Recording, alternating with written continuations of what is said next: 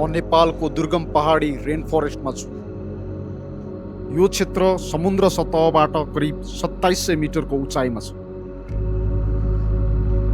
म यस जङ्गलको बिचौँ बिच हुँदै यसको दक्षिणतर्फ रहेको मानव बस्तीसम्म पुग्ने प्रयास गर्नेछु। लामो समयदेखि पैदल यात्री नहिँडेको भएर होला बाटोमा निकै लेउ जमेको छ। बाटो मान्छे कोही नहिँडेको भएर होला एकदमै चिप्लो र अप्ठ्यारो छ। जङ्गल निकै घना छ र यस्तो जङ्गलमा बाटो बिराउने सम्भावना धेरै रहन्छ। सन् 2018मा यसै जङ्गलमा एक 17 वर्षीय युवक घुम्ने क्रममा हराएका थिए। उनलाई प्रहरीको रेस्क्यु टिमले 6 दिनपछि उद्धार गरेको थियो। रेन फरेस्टको वेदर एकदमै अनप्रेडिक्टेबल हुन्छ। यहाँ कतिखेर पानी पर्छ भन्ने कुराको टुङ्गो नै हुँदैन। पानी परेसँगै मेरो चुनौती झन् बढेको छ। मैले जतिसक्दो चाँडो सेल्टर प्रिपेयर गर्नु छ, नत्र भने मलाई यो पानीले बर्बादै पार्छ।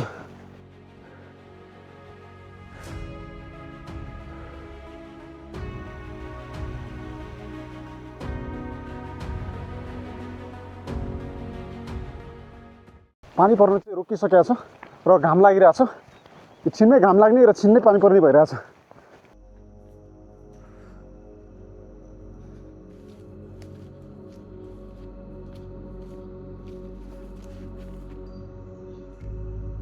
म केही घन्टादेखि लगातार अगाडि बढिरहेको छु।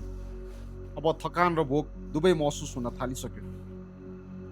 तर यो इलाकामा प्रपर रुफिङ बिना बस्नु गलत साबित हुन सक्छ।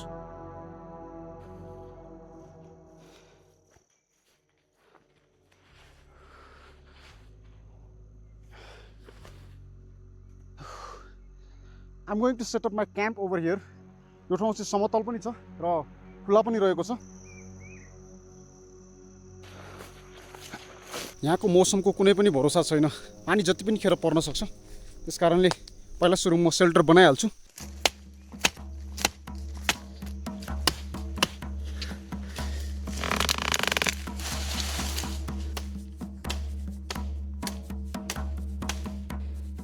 यस्तो जङ्गलमा तपाईँले ओत बनाउन चाहिने सामान लगभग जङ्गलबाट नै पाउनुहुन्छ। मेरो सेल्टरको तयारी लगभग भइसकेको छ। वर्षायाममा हाइकिङ तथा ट्रेकिङ गर्ने सोख राख्ने व्यक्तिहरूले एउटा टेन्ट वा ट्र्याप आफ्नो ब्याकप्याकिङमा राख्नु अति नै जरुरी हुन्छ।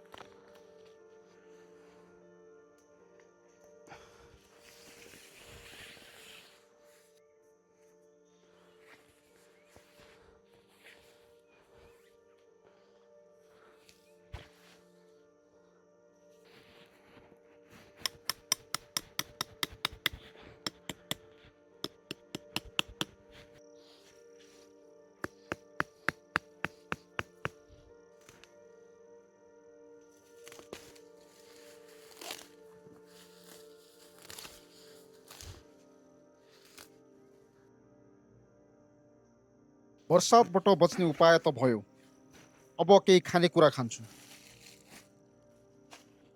मैले मेरो ब्याकप्याकमा केही खानेकुराहरू बोकेको थिएँ र यो जरुरी पनि छ।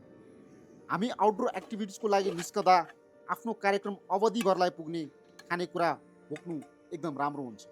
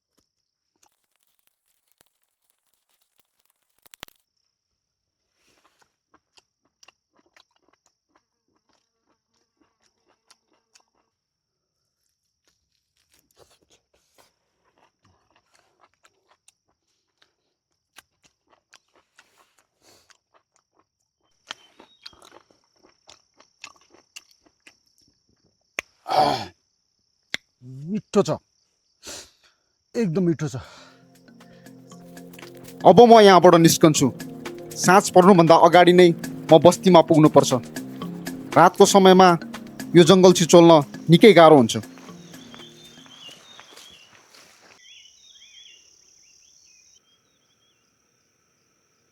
मैले चाहिँ एउटा रोड भेटाइसकेको छु यहाँनिर। अगाडि स्कुटर र बाइक पनि रहेछ।